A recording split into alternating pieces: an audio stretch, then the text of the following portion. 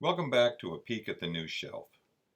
Today we will be introducing you to On Looking, A Walker's Guide to the Art of Observation by Alexandra Horowitz, published by Scribner, an imprint of Simon & Schuster Incorporated.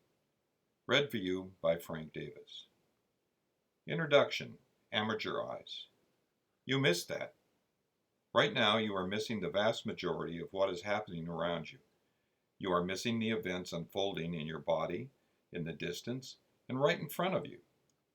By marshaling your attention to these words, helpfully framed in a distinct border of white, you are ignoring an unthinkably large amount of information that continues to bombard all of your senses. The hum of the fluorescent lights, the ambient noise in the large room, the places your chair presses against your legs or back, your tongue touching the roof of your mouth, the tension you are holding in your shoulders or jaw, the map of the cool and warm places on your body, the constant hum of traffic or distant lawnmower, the blurred view of your own shoulders and torso in your peripheral vision, a chirp of a bug, or a whine of a kitchen appliance. This ignorance is useful. Indeed, we compliment it and call it concentration. Our ignorance/concentration enables us to not just notice the scrawls on the page, but also to absorb them as intelligible words, phrases, ideas. Alas, we tend to bring this focus to every activity we do, not just the most complicated, but also the most quotidian. To a surprising extent, time spent going to and fro, walking down the street, traveling to work, heading to the store, or a child's or your own school, is unremembered. It is forgotten not because nothing of interest happens, it is forgotten because we fail to pay attention to the journey to begin with. On the phone, worrying over dinner, listening to others, or to the to-do list replaying in our own heads, we miss the world making itself available to the observer. And we miss the possibility of being surprised by what is hidden in plain sight right in front of us. It was my dog who prompted me to consider that these daily journeys could be done better. Bring a well-furred, wide-eyed, sharp-nosed dog into your life, and suddenly you find yourself taking a lot of walks around the block in particular. Over the last 3 decades living with 2 dogs, my blocks have been classic city blocks, down the street and 3 right corners and home. They have been along sidewalked small towns and unsidewalked hilly villages, but what counted as a block was changeable. Heading out for what I imagine would be a quick circumnavigation, I often found myself led elsewhere by my dog. Our blocks have become tours of city parks, zigzagging meanders through canyons, trots along the sides of highway, and when we are lucky, down narrow forest paths. After enough waylaid walks, I began trying to see what my dog was seeing and smelling that was taking us far afield. Minor clashes between my dog's preferences as to where and how a walk should proceed and my own indicated that I was experiencing almost an entirely different block than my dog. I was paying so little attention to most of what was right before us that I had become a sleepwalker on the sidewalk. What I saw and attended to was exactly what I expected to see. What my dog showed me was that my attention invited along attention's companion, inattention to everything else. This book attends to that inattention. It is not a book about how to bring more focus to your reading of Tolstoy, or how to listen more carefully to your spouse. It will not be about how to avoid falling asleep at a public lecture or at your grandfather's tale of boyhood misadventures. It will not help you plan dinner for 8 as you listen to books on tape and as you consult the GPS, all while you are driving. In this book, I aimed to knock myself awake.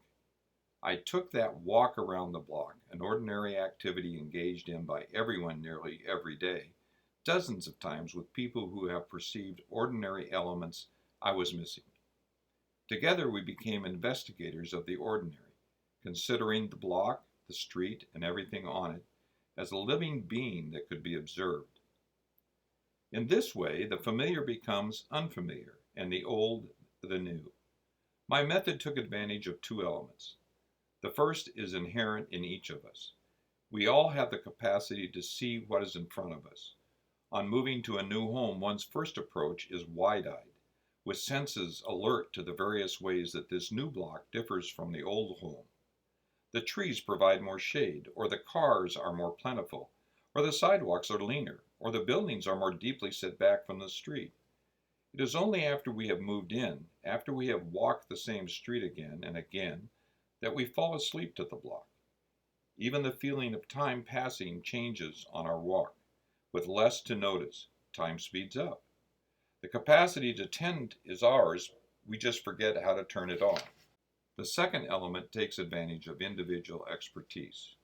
There is a certain bias in everyone's perspective that has been named by the French déformation professionnelle, the tendency to look at every context from the point of view of one's own profession. The psychiatrist sees symptoms of diagnosable conditions in everyone from the grocery checkout cashier to his spouse. The economist views the simple buying of a cup of coffee as an example of macroeconomic phenomenon. In the wrong context, these experts are merely the people you try to avoid sitting next to you at a dinner at a party. But applied to this project, these people are seers, able to bring attention to an element of a person's manner or to a social interaction that is often missed. I live and work in a city, New York City, and thus have a special fascination with the humming life form that is an urban street. To investigate, I took all the walks for this book in this and other cities around ordinary blocks. My companions on these walks were people who have a distinct perspective on the world. Often it was a perspective forged from explicit training, as with a doctor. For others, their sensibility was shaped by their passion, finding insect tracks or studying lettering, for example. Finally, for some, the way they see the world is part of their very constitution, as with a child, a blind person, or a dog. What follows is the record of 11 walks around the block I took with expert seers, who told me what they saw. Well, 12 walks I began by walking around the block myself. I wanted to record what I saw before I was schooled by my walking companions. The air was already drunk with humidity when I stepped outside on that first morning.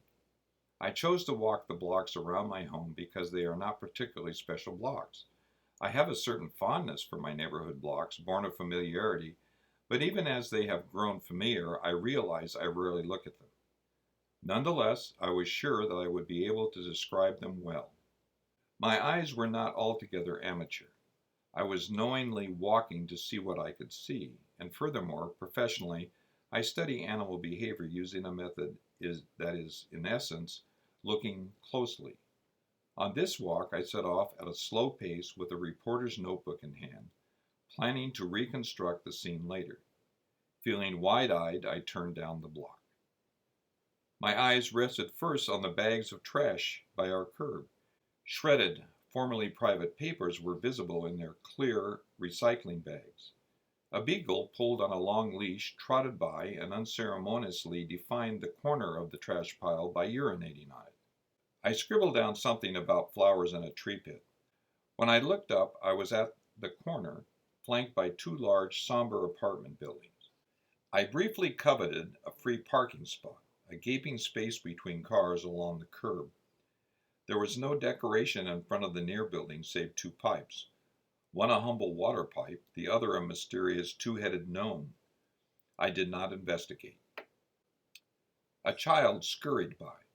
I was passed by a series of dog-person pairs heading toward the park that was now at my back. If you are enjoying our new book teasers, click the subscribe button below.